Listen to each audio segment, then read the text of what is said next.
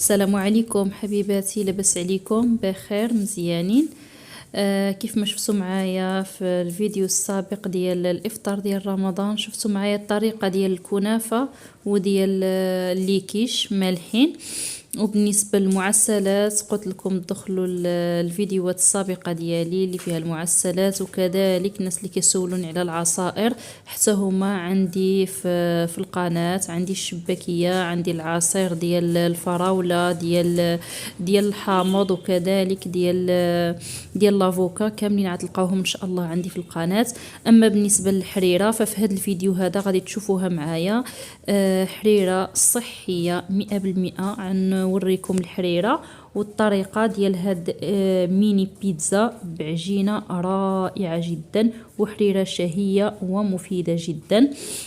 نبداو على بركه الله بالطريقه ديال العجينه ديال البيتزا. هاد العجينه البيتزا كتجي غزاله بزاف، كتجي هشيشه ورطبه، ويمكن لكم توجدوها قبل دابا، يعني قبل من رمضان، وتخليوها تحتفظوا بها في الثلاجه، كتبقى مزيانه وغزاله. المقادير: عندي كيلو ديال الطحين، عندي كاس كبير ديال الزيت، عندي معلقه كبيره ديال الزبده، عندي بيضاء، الملحه، السكر، والخميره ديال الخبز، والخميره ديال الحلوى، واللبن.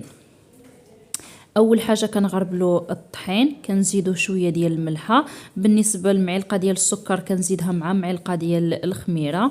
بالنسبه لهاد الكاس ديال الزيت كنديرو كامل كاس ديال الزيت، سواء زيت البلديه او لا زيت المائده اللي بغيتو. كنديرو اول حاجه الدهنيات، كنديروهم مع الطحين ومع الخميره ديال الحلوى، كنرملوهم مزيان. عاد كنزيدو بيضاء، وعاد كنزيدو ديك الخميره المعجونه اللي ذوبناها في نص كاس ديال الماء دافي مع السكر سنيده. من بعد كنزيدو هاد نص لتر ديال الحليب شيئا فشيئا حتى كنكملو نص لتر ديال الحليب كامل. كيجمع لنا هاد الخليط ديال كيلو ديال الدقيق. كتجي الصراحه هاد العجينه مفشفشه وغزاله ورطبه ومذاق ولا اروع، كتجي فنه، ويمكن لكم تحتفظوا بها كل مره فيما تبغيو تجبدوا. كطيبوهم نص طيبه وكتحتفظوا بهم فيما تبغيوهم تجيبوهم. بالنسبه للطريقه ديال التخمير كنديرها في كاميله، وكنغطيها بالسلوفان ولا بلاستيكه، وكندير لها الغطايه ديالها، وكنسخن الفران وكندخلها تخمر باش كتخمر لي بسرعه. كيف ما كتشوفوا ضاعف الحجم ديال العجينه. دابا كنديروا الطحين وكنطلقوها بالمطلق، وكنديروها بواحد المرشم اللي دائري.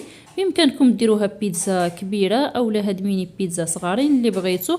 هاد الطريقه ديال التخمير كنديرها حتى البريوش، حتى الكرواسا، اي حاجه ملي كنبغي تخمر بسرعه كندير لها هاد الطريقه ديال انني كنسخن الفرن وكندخلها فيه. هاد الاطار هذا اللي عندي بهذا الحجم هذا بهذا القياس هو اللي كنقطع به. بامكانكم ديروا الحجم اللي بغيتو. كنقطع بهذه الطريقه هذه وكنتقبهم بداك الديكاباج ديال اللي كنتقبوا به لي باط ديال الملفي. بامكانكم تقبوا غير بالشوكه غير بالفرشيطه، وكنديروهم في اللاطه. بامكانكم تعاودوا تخمروهم مره ثانيه، او لانكم تكتفيوا بالخميره الاولى وتدخلوهم للفران يطيبوا نص طيبه، وكنحتفظوا بهم حتى النهار اللي كنبغيوهم.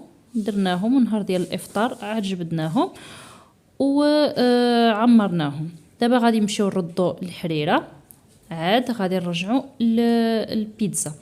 الحريره عندنا هاد الكميه ديال الربيع، القزبر والمعدنوس والكرافس. عندي 2 كيلو ديال الطماطم ونص كيلو ديال البصل، يعني 2 بصلات كبار. عندي 2 ديال الصوص ديال الطماطم، 2 ديال الحك ديال المطيشه بهذا القياس هذا اللي كتشوفوا معايا. عندي نص رابعه ديال العدس، عندي تقريبا واحد نص رابعه كذلك ديال الحمص اللي مفزق. بالنسبه للبصلات قطعناهم، ومطيشه قسمناها غير على 2. درنا لها معلقه ديال العطريه ديال المروزيه ومعلقه ديال الملحه وكاس ديال الماء، وكنردوهم يتسلقوا. كنطحنوهم دابا من بعد ما تسلقوا كنصفيوهم. غادي نسمو هاد الحريره هادي بشويه ديال الطريفات ديال اللحم وهاد العظيمات اللي كيطلقوا لنا اللذه في الحريره. بالنسبه للحمص حنا فسخناه، اللي كيبغي يفسخو يفسخو، اللي ما كيبغيش كيخليه. كندير واحد المقدار ديال المعلقه حتى 2 معالق ديال الزيت. القزبر والمعدنوس قطعناهم في الهاشوار رقاقين مزيان. كندير واحد الضامه ديال الزعفران وشويه ديال الخرقوم، معلقه كبيره ديال الابزار، اللي بغى يزيد الخرقوم الصفر اولا سكينجبير اختياري. انا هادو هما المقادير اللي استعملت.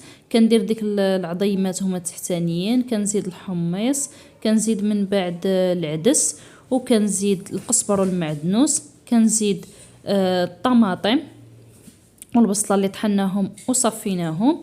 من بعد كنزيد العطريه وكنزيد الملحه، وكندير العطريه. قلت لكم انا استعملت الابزار حيت عندي انا مستعمله العطريه المروزيه مع مطيشه والبصله. كنوضعوا هاد جوج حكاك ديال الصوص طوماط، وكندير معلقه كبيره ديال الابزار وكنطيبها. هاد الحريره هادي علاش قلت لكم صحيه، يعني انا ما غاديش ندورها بالفورس، ما ندورهاش بالطحين، غادي ندورها بالخضر، يعني غتجي صحيه ان شاء الله 100%. غادي ندير فيها واحد الحبيبات ديال الحلبه، واحد نص معلقه صغيره، والا بغيتو تزيدوا حتى شويه ديال البيصره كتزيدوا واحد جوج معالق حتى هما كيجيو مزيونين فيها.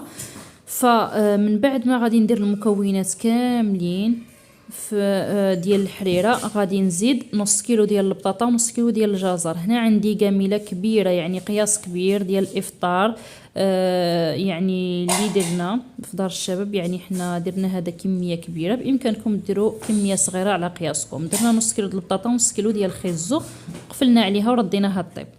دابا نرجعوا للبيتزا. ها هما اليميني بيتزا. عندنا البصله مشحره، عندنا الفلفله خضراء، عندنا معلقه كبيره د الهريسه، غنزيدوها على هاد الكفته ديال الدجاج، غنزيدو عليها الملحه، معلقه ديال عطريه الشاورما، ومعلقه ديال الهريسه. غادي نخلطوهم مزيان.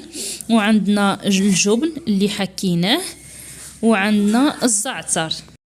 اول حاجه كناخذوا الصوص طوماط كندهنوها على الوجه ديال البيتزا. كناخذوا لاصوص ديال الطماطم كندهنوها مزيان على البيتزا كامله بواحد الفرشاط اولا بالمعلقه.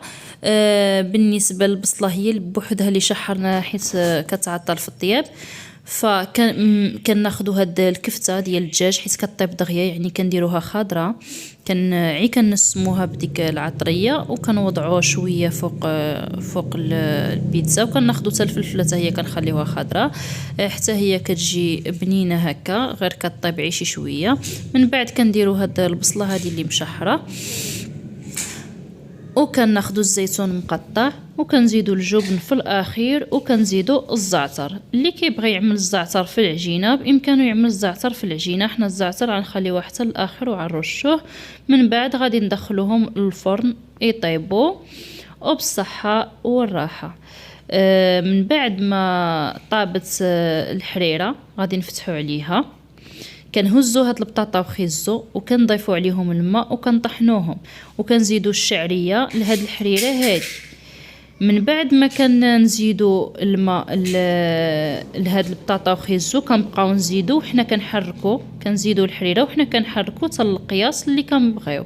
يعني بغينا الحريره تجي ثقيله كنخويو هاد الخليط كامل، الا بغيناها تجينا خفيفه شويه فما كنخويوهش كامل، كنديروا غير القياس. هكا كتكون الحريره ديالنا وجدات. والمائده ديال الافطار ديالنا هي هذه البيتزا، ها هي محمره واجده بصحتكم، وتقبل الله صيامنا وصيامكم. السلام عليكم.